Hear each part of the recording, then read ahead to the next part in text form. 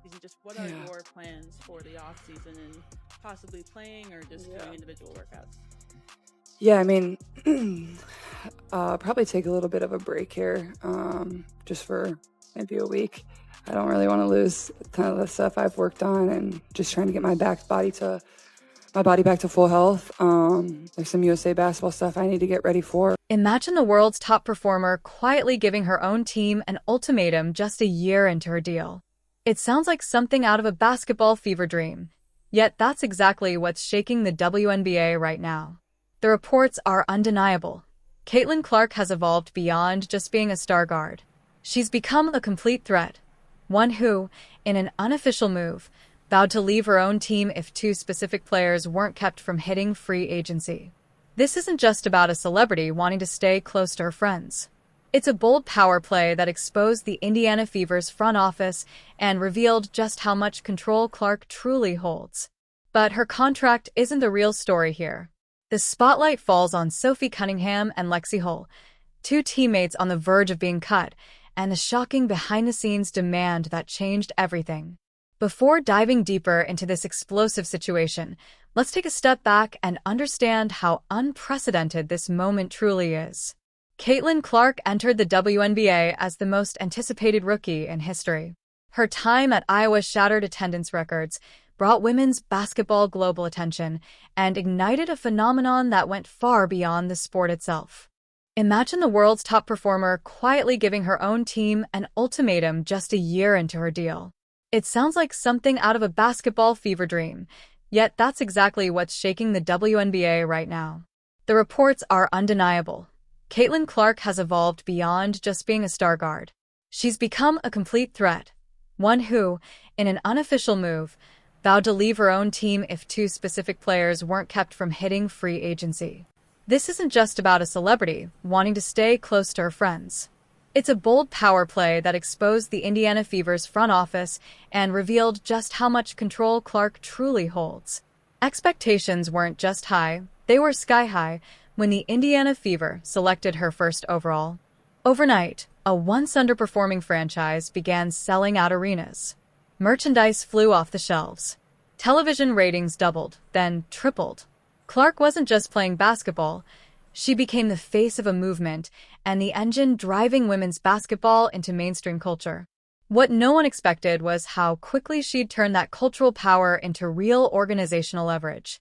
Sure, superstars have influenced roster moves before, but only after years of dominance, multiple titles, or at least a few all-star nods. Clark is doing it after just one season.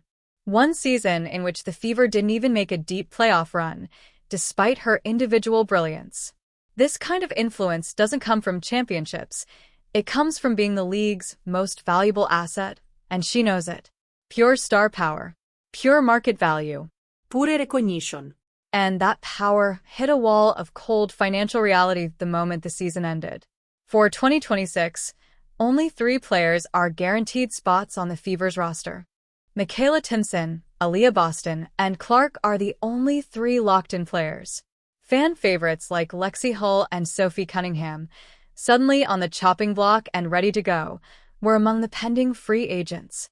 Management publicly insisted they wanted everyone back, but behind the scenes, the math had already been done. To stay under the cap, someone valuable had to go, and the first sacrifice was brutal. To understand how this situation spiraled, you have to grasp how the WNBA salary system works and how drastically it differs from other major leagues. The 2025 WNBA salary cap sits at roughly $1.46 million per team. That's right, a full 12-player roster operating on barely over $1 million. That's less than what many NBA benchwarmers make individually. The league's maximum salary?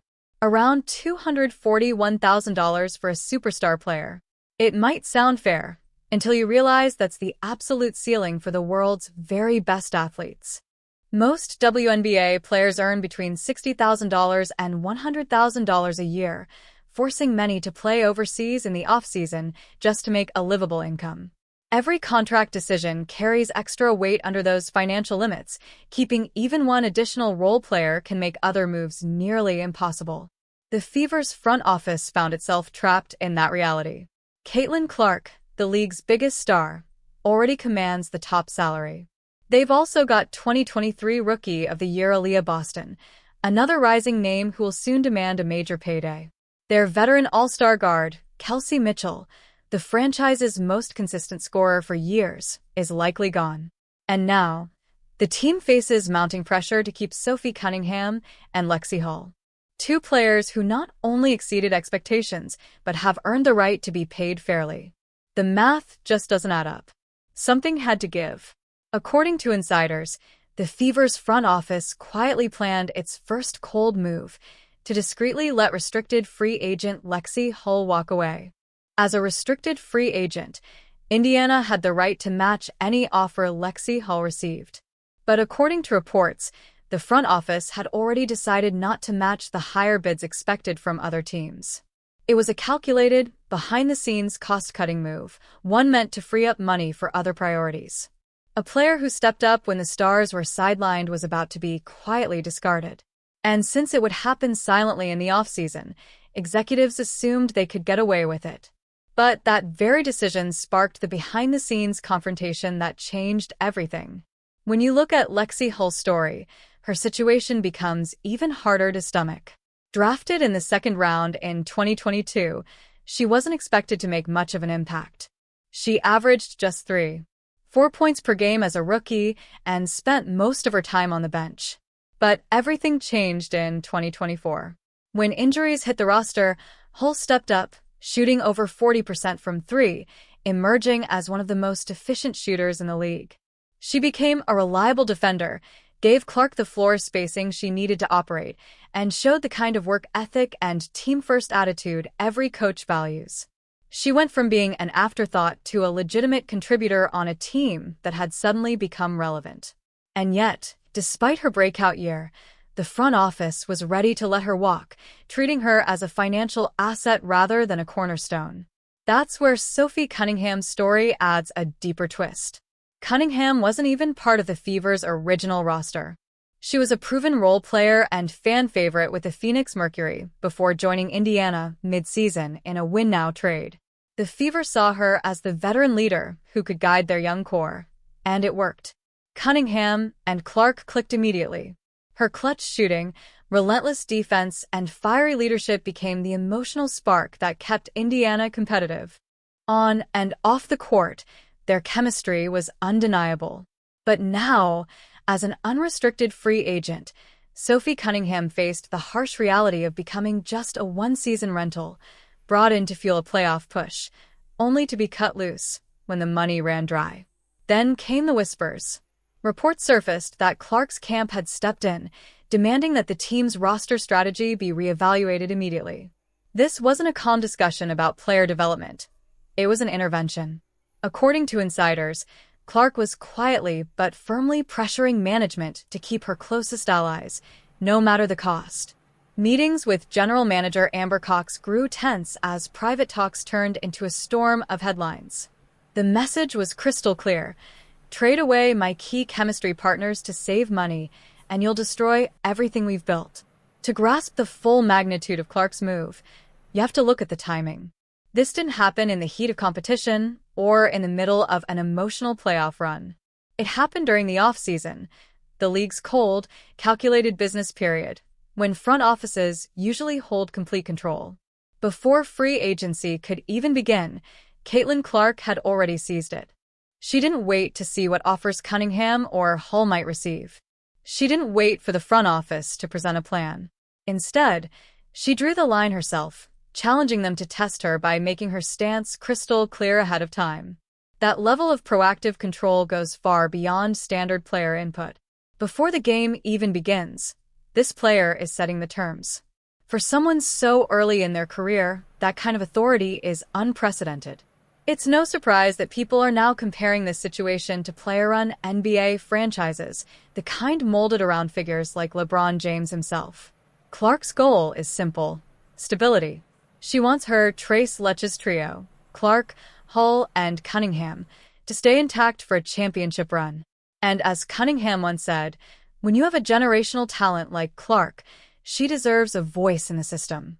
Clark isn't just capable of transforming the WNBA, she's already doing it. She's reshaping the Indiana Fever's front office from the inside out, and so far, it seems to be working. But make no mistake, this isn't some friendship fairy tale. There's a hidden consequence to this bold power move. Another key piece in the Fever's puzzle is being quietly sacrificed. And since the LeBron James comparison keeps surfacing, it's worth looking closer. LeBron's influence over roster decisions is legendary.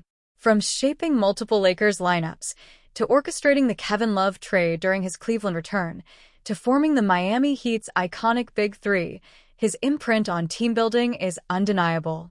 But LeBron earned that clout through 4 championships, 10 finals appearances, and nearly 2 decades of sustained dominance. He proved he could build winners. Caitlin Clark, by contrast, is trying to wield that same level of influence after just 1 season, with no titles, no deep playoff experience, and no proven track record of talent evaluation at the pro level. Her leverage doesn't come from championships.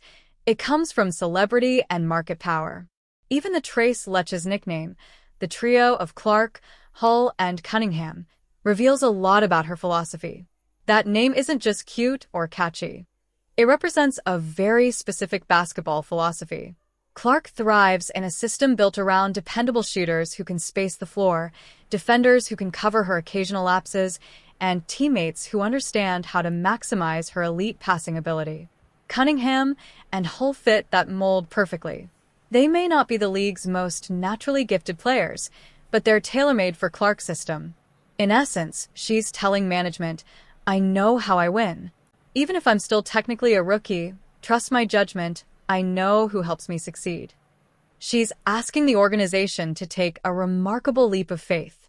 But that's where the domino effect begins. The front office's top stated priority was re-signing all-star guard Kelsey Mitchell. However, keeping Cunningham and matching any offer for Hull would eat up nearly all of Indiana's limited salary cap space.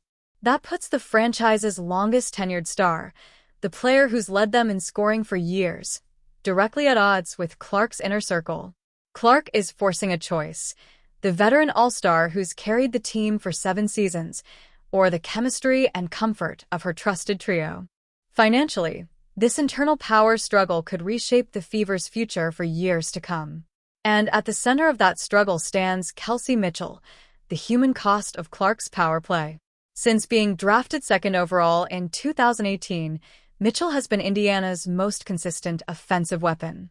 She's made all-star teams, averaged over 17 points per game across her career, and stayed loyal through multiple rebuts. Before Caitlin Clark arrived, Kelsey Mitchell was the face of the Indiana Fever. She was the veteran leader, the voice guiding younger players, the professional presence representing the franchise with class, and the steady scorer who kept fans showing up even through the darkest, losing seasons. She was the bridge between eras, from rebuilding years to the new, Clark-led spotlight. And now, she finds herself caught in the crossfire of a power struggle she never asked for. It's a storyline that captures more than just basketball. It's about power, loyalty, and the cost of change in a league that's still defining its balance between business and belonging. All of this, from WNBA heat